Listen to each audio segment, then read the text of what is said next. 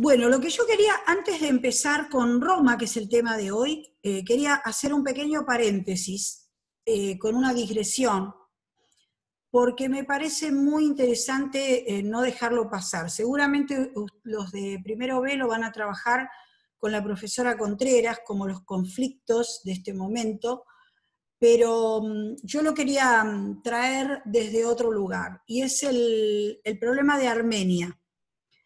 La meseta de Armenia es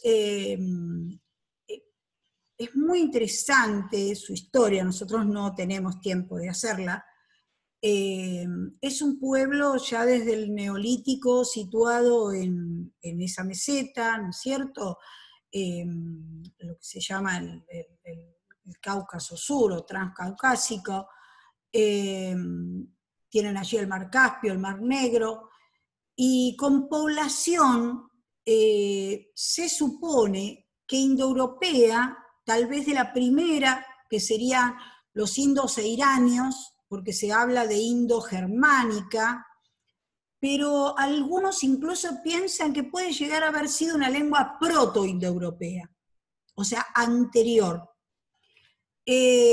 Bueno, no voy a hacer la historia de Armenia, pero lo que sí quiero decir es que hoy existe otra vez una guerra, y creo que nuestro país no puede abstenerse de eso, porque acá hay una población armenia muy grande que recuerda justamente el genocidio armenio, que Turquía no acepta. Turquía nunca reconoció que hizo un genocidio y de hecho los obligaron a caminar por el desierto de Siria hasta Alepo en 1915. Armenia tiene religión, o sea, por etnia y por religión totalmente diferente, no es islámica, sino cristiana católica ortodoxa, y mucha de esa gente llegó acá. Yo tuve alumnos que los abuelos, por ejemplo, un abuelo lo tiraron en un barco, los padres, lo tiraron literalmente, un bebé, para que alguien se haga cargo porque sabían que se iba a morir. Mi mamá tenía vecinos que le habían cortado los dedos justamente por sacarle los anillos, por sacarle el poco dinero que tenía. Y bueno, el genocidio armenio fue terrible, terrible, terrible, fue lo que se llama lo que le llaman ellos una limpieza étnica. Y otra vez hay una guerra, en este caso por la zona de Nagorno-Karabaj, pero toda guerra, entre comillas, toda legitimación religiosa que se haga tiene que ver con temas económicos. Ahí obviamente el tema del petróleo. Ustedes ya lo van a ver ese conflicto. Pero yo quería recordarlo hoy, porque no nos puede pasar por encima, porque justamente la historia tiene que ver con una ciencia social, y una ciencia social tiene que proponerse transformar la realidad, no simplemente hacer una acumulación de datos y repetirlos. Me pareció que podía ser importante para ustedes, como para dejarles la curiosidad por indagar y por saber, porque realmente es un material muy, muy rico que no tenemos el tiempo de poder desarrollarlo, pero bueno, quería dejarles por lo menos la inquietud. Bueno, esta es un poquito la introducción. Vamos a Roma, ¿sí? Vamos a Roma. Para ubicar cronológicamente lo que vamos a tomar, vamos a ubicarnos, ¿se acuerdan, chicos? En el tercer periodo de civilización. ¿Se acuerdan que el primero iba del tercer milenio al segundo, ¿no es cierto? Que se iniciaba con lo que habíamos hablado de la lista de Child y todo lo que era la constitución de los estados, las primeras, entre comillas, civilizaciones, hasta la primera oleada de pueblos indoeuropeos. El segundo milenio, que ya era un milenio caracterizado por las relaciones interestatales, ¿sí? Donde habíamos visto, obviamente, otra vez Egipto y Mesopotamia, como en el tercer milenio. Segundo milenio otra vez, allí teníamos elementos muy, muy importantes, como es el reino de Hatti, Egipto, Hammurabi. Bueno, habíamos visto los pueblos del Antiguo Oriente, los vimos detalladamente. Ese segundo periodo terminaba con la segunda oleada de pueblos indoeuropeos, ¿verdad? Que habíamos dicho que estos pueblos habían traído algo muy importante, que era la metalurgia del hierro. Y esto les había dado cierta superioridad militar, que ya lo vimos en Grecia, ¿no es cierto?, con la caída de los palacios cretomicénicos, y lo vimos en Hatti, con los eteos, por los frigios y lirios, y lo vamos a ver también en la península itálica, pero aquí las características van a ser diferentes, porque en realidad no tenemos, o por lo menos no conocemos, reinos digamos, de la estructura que hemos visto en Grecia, sí algunos sistemas de Vilanova, que se llaman parasitos, y obviamente organizaciones de tipo parental y neolíticas. La llegada de estos indoeuropeos, entre los cuales algunos llaman globalmente italiotas, para ubicarlos, pero vamos a ubicar a los latinos, que somos nosotros, ellos somos nosotros, hablamos su lengua, los volscos, los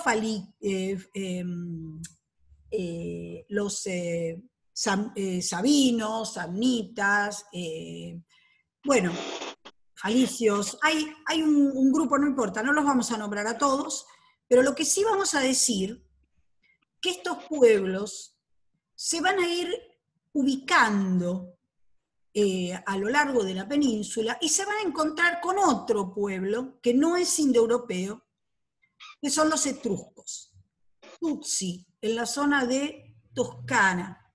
¿Qué sabemos de los etruscos? Sabemos, es decir, tenemos muchísimas cosas, pero no sabemos mucho. Y hay una gran controversia con respecto a ellos.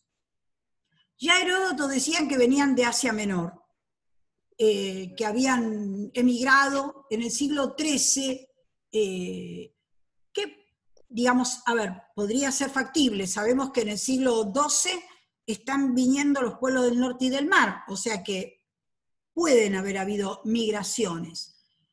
Pero hay hoy una corriente que está queriendo decir que son autóctonos de la península.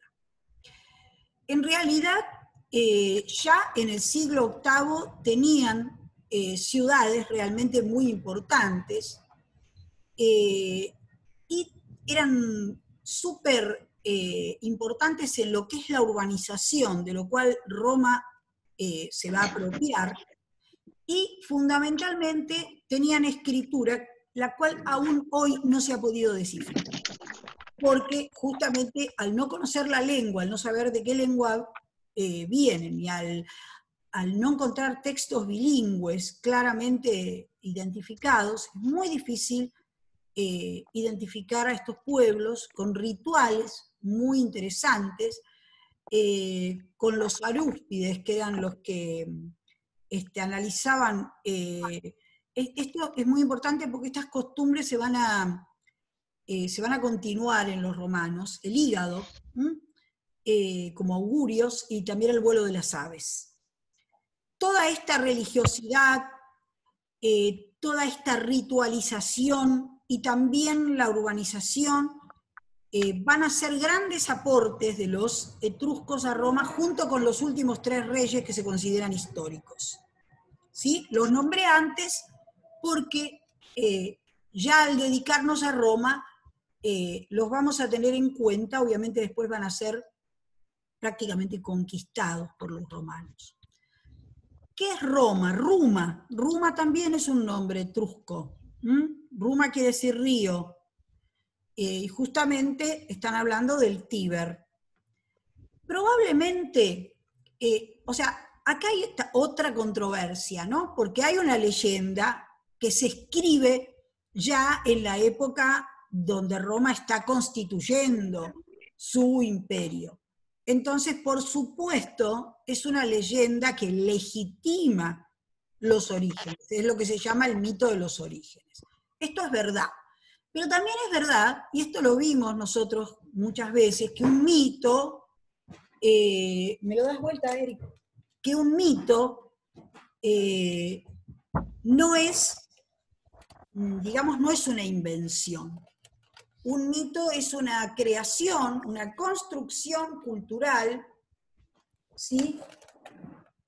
Una construcción cultural que tiene que ver fundamentalmente con no olvidar determinadas cosas. Y a mí siempre me llamó la atención que el mito de Roma, ¿no? De la fundación de Roma en el 753, año que hoy no se acepta porque recién se encuentran datos arqueológicos de la aldea en el 625, aproximadamente.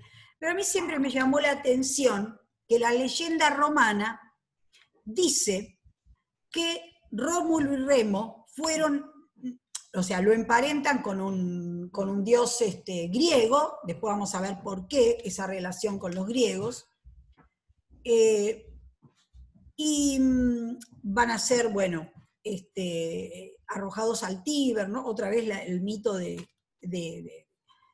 arrojarlos al agua, al río, pero que fueron amamantados por una loba. La palabra, yo que me hicieron estudiar latín en la Facultad de Filosofía y Letras, la palabra lupae, en latín, significa dos cosas. Significa loba y significa prostituta. O sea que, a ver, probablemente el mito podría haber sido razonable si pensamos que fue amamentado por una prostituta, más que por una loba, que por un animal, ¿no? Les dejo la inquietud.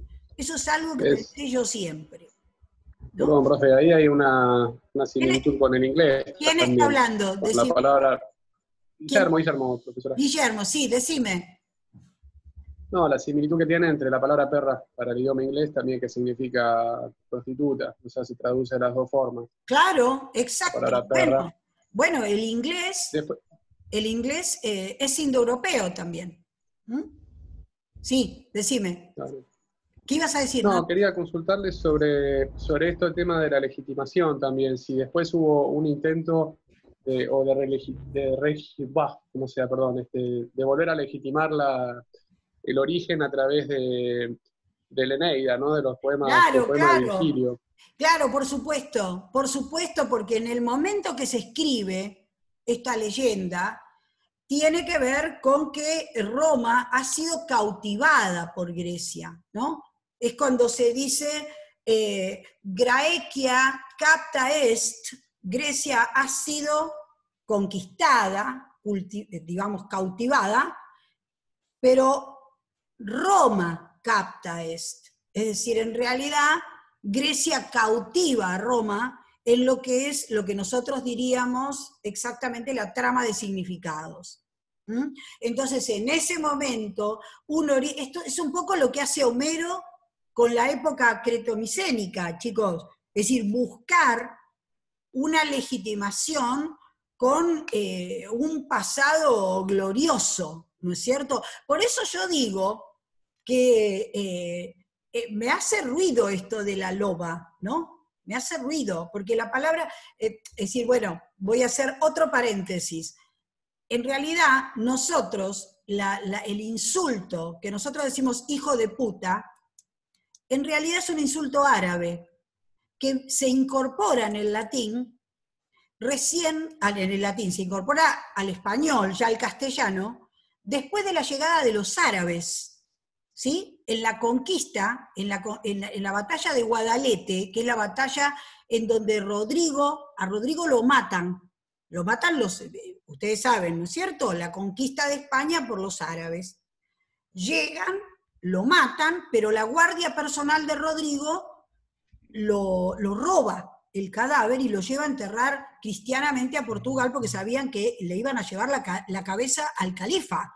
Esa era la prueba de que habían matado a Rodrigo, que era el rey. Entonces hay un escrito que le manda el emir al califa y le dice, hemos matado al hijo de puta de Rodrigo, pero no lo pudimos encontrar.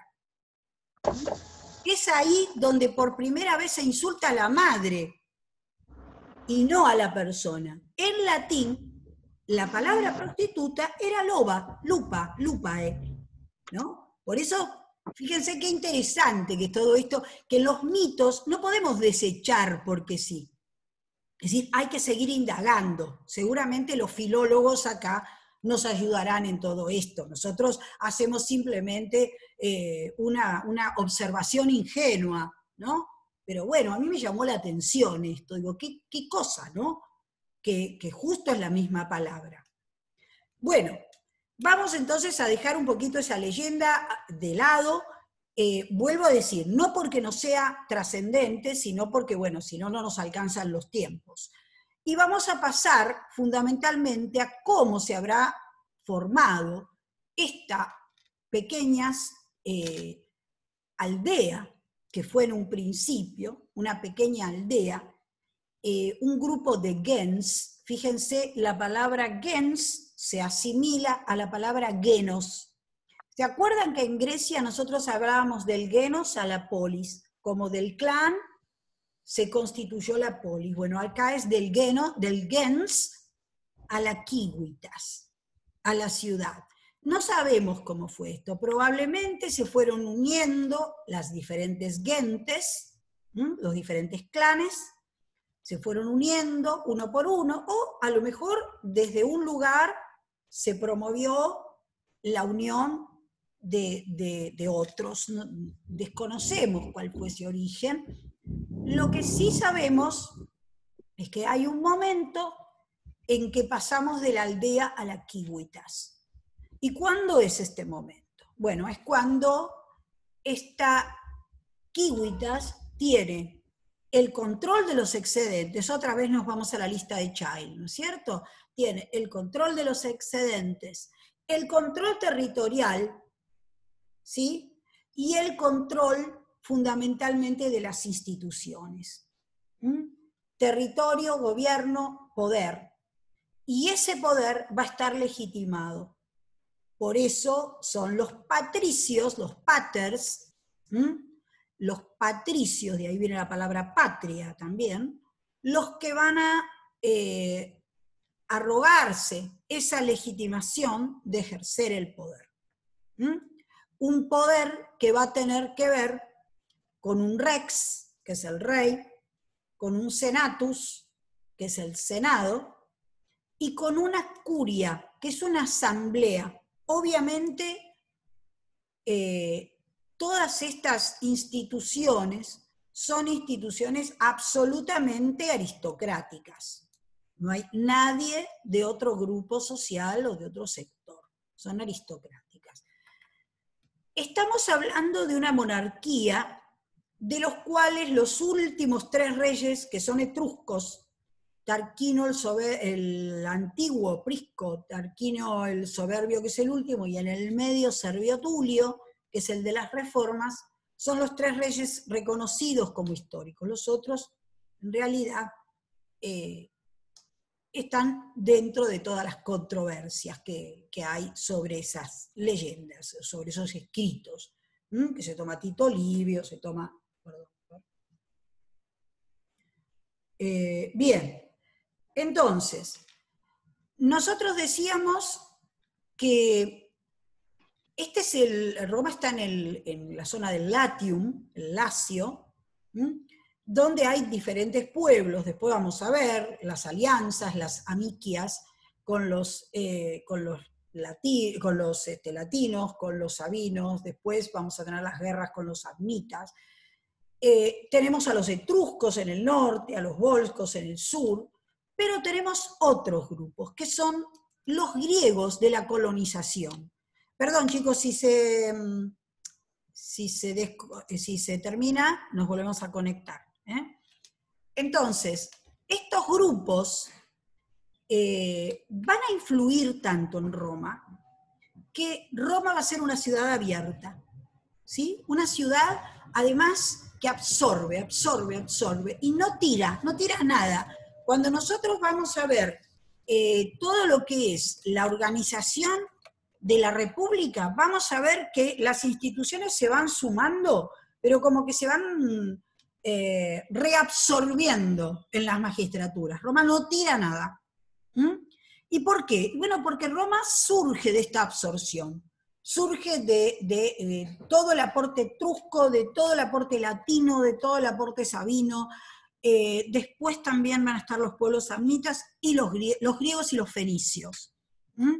Recordemos que los griegos ya en el siglo VIII habían llevado adelante todo lo que es la colonización, ¿no es cierto? ¿Se acuerdan? En Asia Menor y en toda la costa.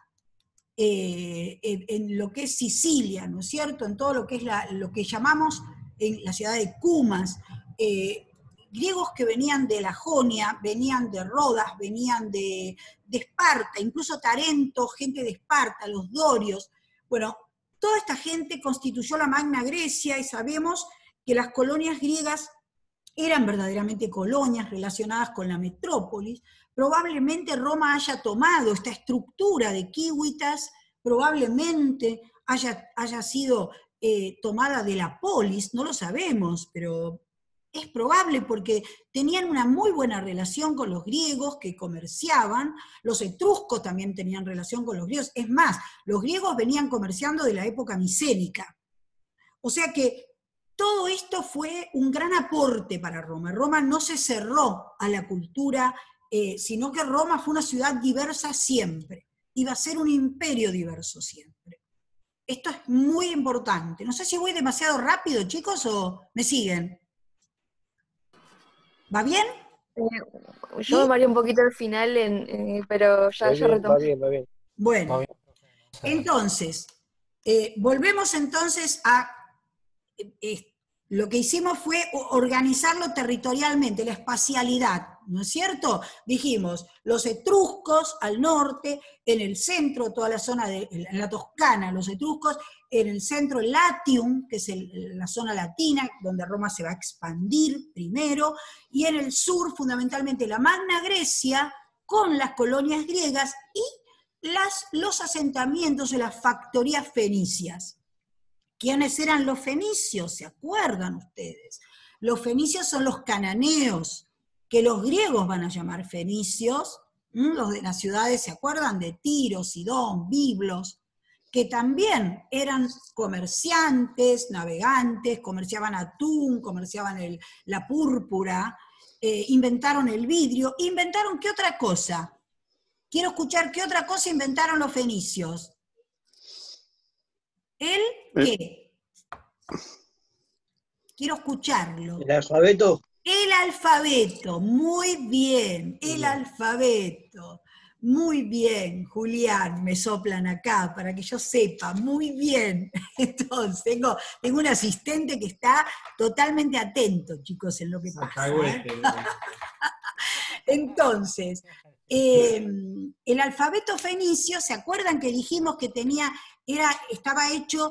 ¿Por qué hicieron los fenicios? Porque los fenicios tenían en Ugarit, en Canaán y en Ugarit, había escritura lineal, pero ellos necesitaban una escritura lineal muy simple, porque eran comerciantes, no podían hacer una factura, imagínense las facturas de la FIP, bueno, más o menos iguales, no podían hacer una factura muy larga. Entonces inventan este sistema de poquitos signos, al lado de la chorrera de las escrituras silábicas y jeroglíficas, eran poquitos, pero era para una lengua semítica.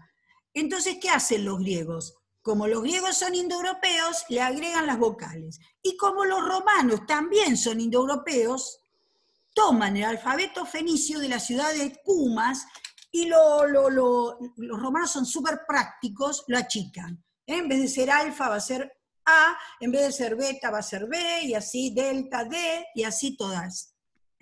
Entonces, esta es la escritura que hasta hoy no se pudo superar. Así que fíjense qué importante. Bueno, de todos esos aportes surge la ciudad de Roma. Yo les digo esto, porque ustedes van a decir, pero ¿cómo puede ser que de una Civitas, de una ciudad pequeña, llegamos a un imperio? Bueno, justamente es importantísimo analizar todo esto, porque si no, no lo podemos entender. Sacarlo. Entonces, les vuelvo a repetir, nos reconectamos si se nos corta. Entonces, vamos a qué pasa con esta monarquía.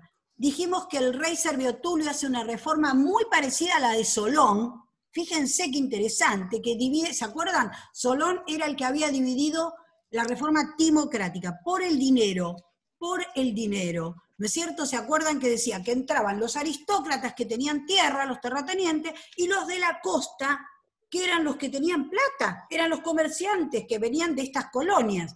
Después Clístenes va a incorporar a la gente de la montaña, que eran los hoplitas. Acá también va a pasar algo más o menos parecido. Servio Tulio divide a la sociedad en centurias. Centurias es una organización que tiene que ver con lo militar, con el ejército. Ya en este momento la monarquía está expandiéndose militarmente porque necesitan tierras. A medida que se incorporan gentes, van a necesitar tierras. Entonces necesitan ejércitos. 5 clases. Las clases se dividen por rango y por fortuna. Y por fortuna iban a entregar las cargas al Estado romano. De acuerdo a la fortuna que tenían, iban a entregar los dineros que correspondían. Pero por supuesto, las clases más adineradas y de mayor rango eran los que tenían el primer lugar en la votación, en los comicios por centuria, comitia centuriae. ¿Sí? Entonces, vamos a analizar un poquito cómo después de esto es una reforma en el 535. La infraclase era la que no tenía nada para dar, era la que quedaba al final de los finales. Todo esto comienza, este pasaje, este tránsito de la monarquía a la república, que por supuesto no sabemos qué otras cosas pueden haber pasado en ese, digamos, en ese camino, en ese trayecto.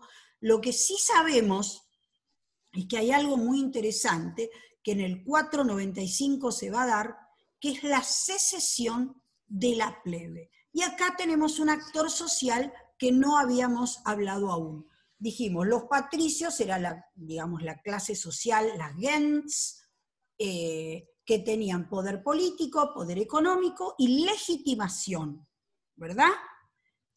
¿Qué era la plebe? En la monarquía no se habla de la plebe, no se habla, pero obviamente se habla del populus libre.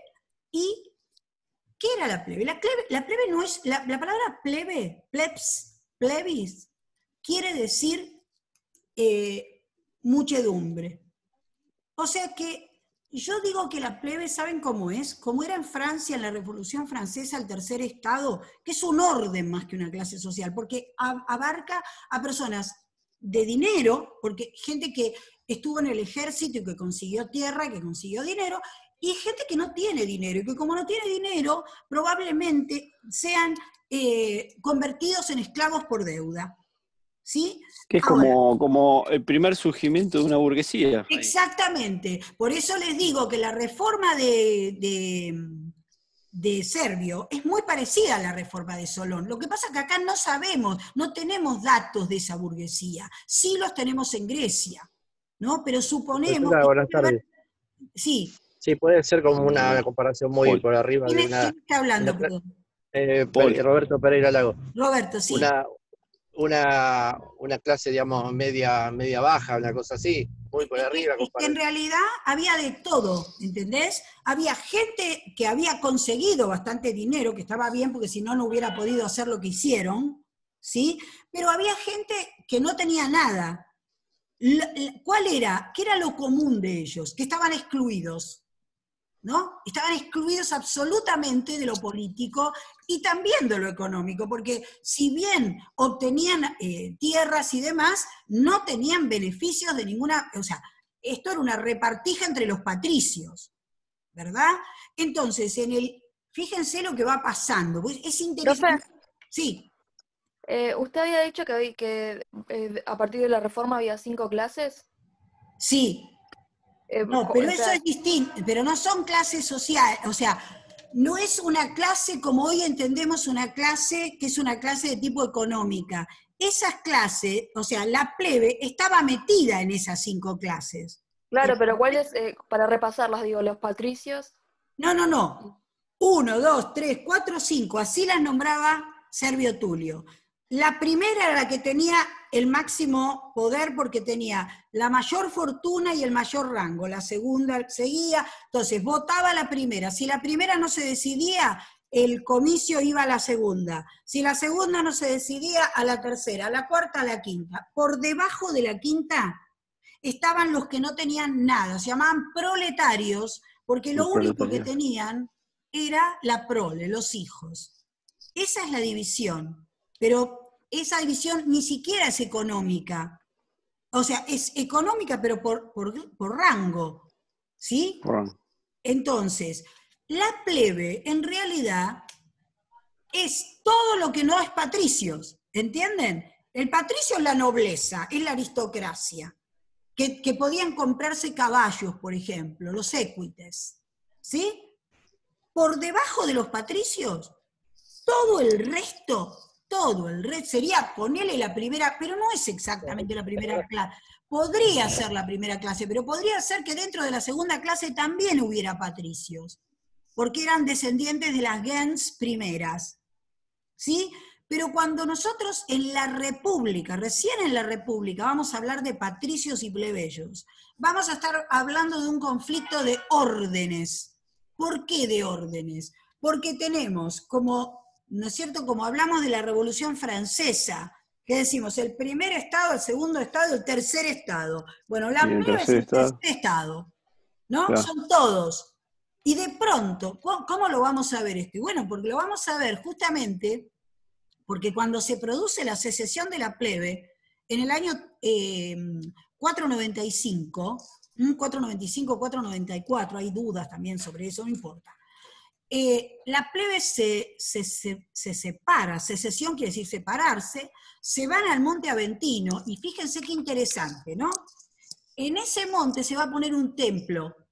¿Por qué se va a poner un templo? Porque el templo va a tener el banco de cash, del tesoro, ¿sí? Y van a tener un templo del dios Ceres. ¿Para qué? ¿Para qué puede estar? ¿Para qué? Y para darle legitimidad. Exactamente. Obviamente. Para darle la legitimidad religiosa. Los patricios se arrugan, imagínense. Porque, o sea, ¿esto qué quiere decir? Que se van a quedar sin ejército, se van a quedar sin gente para trabajar. Por eso están apretando la plebe de esta forma. ¿Qué hace la plebe? No hace eso solo la plebe. La plebe forma una asamblea, se reúne en asamblea. Ah, no, pero eran troquistas. ¿Cómo? Eran troquistas ya en esa época, profesora. Sí. No está nada, no inventaron nada ahora, ¿eh? No inventaron eso, no, está todo inventado. Se reúnen en un concilium. La palabra... Un minuto. La palabra, bueno, nos volvemos a conectar, por supuesto. La palabra concilio, concilium, significa asamblea. De esa palabra viene consejo, consejo deliberante de la municipalidad. Los que lo escriben con S, se escribe con C, porque viene de concilium. Bien. Entonces, concilio de la plebe es la primera vez que los plebeyos, solo los plebeyos, no hay un solo patricio, se reúnen en esta asamblea y eligen no a un representante, pues no es exactamente un representante, es alguien que de alguna manera va a ser un vocero, va a llevar la voz de la plebe a quien sea, que es el tribuno de la plebe. Tribuno de la plebe. ¿Sí? El tribuno de la plebe. Y fíjense que en este momento la plebe va a constituirse en un actor social político, ¿sí? Y va a llevar adelante un proyecto. ¿Cuál es este proyecto? El de la participación, y esto lo voy a explicar ahora después de que nos conectemos, porque es largo, la participación y paralelamente lo que se llaman los derechos o los poderes negativos. El poder en Roma se dice potestas, ¿sí? Potestas, potestatis.